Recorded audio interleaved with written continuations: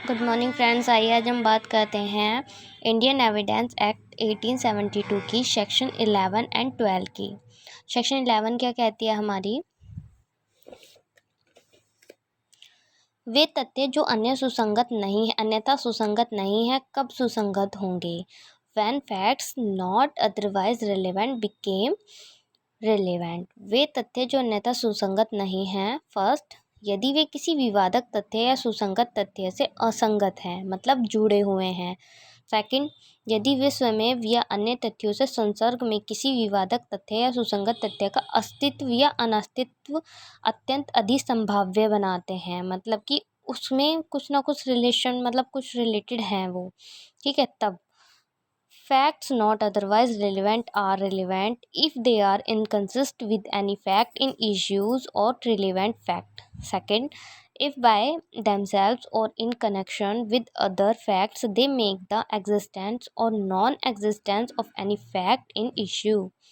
मतलब क्या कि जो तथ्य होते हैं, जो फैक्ट्स होते हैं हमारे, वो सुसंगत नहीं है। तो कब सुसंगत नहीं है? जबकि वो विवादक तथ्यों से एक तो जुड़े होते हैं, किसी विवाद का कारण जब बनता है तो उससे वो जुड़े होते हैं कि भाई किसी ने कुछ क्राइम किया तो उससे वो उस क्राइम से, मतलब वो जो फैक्ट होते हैं, तथ्य होते हैं, वो जुड़े हुए होते हैं, उनकी कड़ी कहीं ना कहीं जुड़ी होती है, ठीक है। और सेकंड कब? जब वो स्वयं में, मतलब खुद ही वो इस तरीके से साबित होते हैं वो तथ्य कि जो एक अपराध करने वाले को अपराधी घोषित करने में महत्वपूर्ण सहायता निभाते हैं, ठीक है। बाय एग्जाम्पल, प्रश्न यह है कि क्या कै ने किसी अमुक दिन कलकत्ता में अपराध किया? तो क्या कै ने किसी, मतलब अमुक दिन, जो से दिन जो सोचा गया, मतलब उसमें प्रेजेंट किया गया कोर्ट में, तो कलकत्ता में अपराध किया। यह तथ्य है कि जब अपराध उसने किया गया था तो उस समय कै लगभग उस स्थान से जहाँ वह अपराध किया गया था इतनी दूरी पर था कि कै द्वारा उस अपराध का किया जाना आदि असंभव नहीं, तो अत्यंत अधिक संभाव्य था, मतलब सुसंगत था कि जहाँ पर वो क्राइम क्रिएट किया गया तो उससे वो कुछ दूरी पर ही था, तो इसलिए वो तथ्य उसका वहाँ पर कुछ दूरी पर होना वो साबित कर रहा था कि हाँ उसने वो अपराध किया। The question is whether a committed a crime at Calcutta on a certain day, the fact that on that day a was and at Lahore is relevant. The fact that near the time when the crime was committed, Calcutta was distance from the place where it was committed, which would render it highly improbable, though not impossible, that be committed in is relevant. चलिए section 12 क्या है हमारी? Section 12 में नुकसानी के लिए वादों में रकम अवधारित करने के लिए न्यायालय को समर्थ करने की प्रवृत्ति रखने वाले तथ्य सुसंगत हैं, ठीक है। उन वादों में जिनमें नुकसानी का दावा किया गया है कोई भी तथ्य सुसंगत है जिससे न्यायालय नुकसानी की वह रकम अवधारित करने के लिए समर्थ हो जाए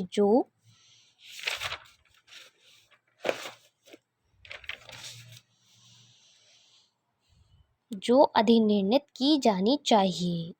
Ensures for damages fact tending to enable court to determine amount are relevant in suit in which damages are claimed. Any facts which will enable the court to determine the amount of damages which ought to be awarded is relevant। देखिए मतलब कि क्या होता है कि इसमें नुकसानी के लिए वाद दायर करना, जब दो पक्षों द्वारा कोई समझौता होता है या एग्रीमेंट होता है या कोई संविदा होती है किसी भी चीज़ को लेके, वस्तु को लेके, किसी प्रॉपर्टी को लेके, बट ऐसा होता है कि जो एक पार्टी होती है वो दूसरी पार्टी से वो चीज़ क्या कर रही होती है, परचेज़ कर रही होती है, पर वो एट दैट टाइम वो उसे, जब वो परचेज़ करती है तब तो उससे कॉन्टैक्ट हो जाता है, बट जब वो डिलीवर होनी होती है तो तब उस टाइम पे वो जो पक्ष होता है दूसरा वो मुकर जाता है। तो इससे क्या होता है, इससे जो पहला पक्ष होता है उसे नुकसानी होती है। कभी कभी ऐसा होता है कि कोई पेमेंट होती है हमारी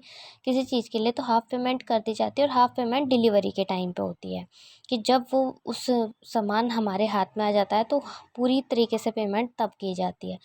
परंतु यहाँ कई बार ऐसा होता है कि वो हाफ़ पेमेंट तो ले ली जाती है परंतु उसकी जो डिलीवरी है, उसके हाथ में जो चीज़ है वो सौंपी नहीं जाती। तो इसके लिए जो व्यक्ति है जिसको हानि भुगतनी पड़ी है, तो वो क्या करता है, कोर्ट में उसके खिलाफ मुकदमा दर्ज करा सकता है। ठीक है। और क्या होता है, सबसे बढ़िया इसका एग्जाम्पल है एक्सीडेंटल क्लेम में क्या होता है एमएससीटी कोर्ट में, कि जब किसी ट्रक, कार, बाइक या बस किसी के भी द्वारा किसी दूसरे पक्ष को, उस पक्ष को जिस पक्ष को का एक्सीडेंट किया जाता है, तो उससे इंजरी होती है, काफ़ी टाइम्स तो ऐसा होता है कि डेथ तक भी हो जाती है, तो उसकी फैमिली को क्या होता है, वो एक लॉयर हायर करता है। उसके थ्रू क्या होता है, वो लॉयर उसको क्या दिलवाता है, इंसाफ दिलवाता है, क्लेम दिलवाता है कि जितनी इंजरी हुई होती है उसको उस हिसाब से, और क्या करके मतलब जो मुकदमा दर्ज करके उस सेकंड पार्टी के खिलाफ जिसने उसको इंजरी की है या डेथ तक भी केस पहुंच गया है। ठीक है। तो उसी का जो कोर्ट के द्वारा क्या होता है, क्लेम मिलता है उन्हें।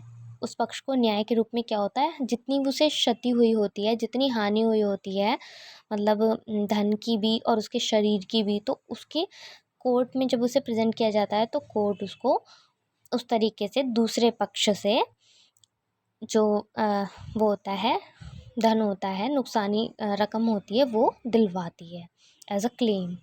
ठीक है।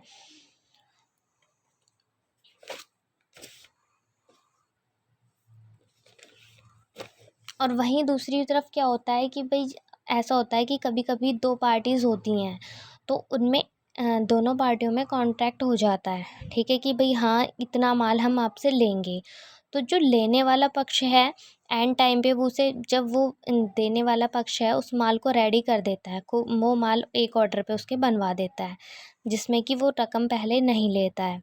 तो उसमें क्या होता है कि जो सेकंड पक्ष है वो एंड टाइम पे फ़ोन करके कॉल द्वारा या किसी एजेंट द्वारा अपने उसे क्या कहता है कि हाँ जी हमें तो वो माल नहीं लेना।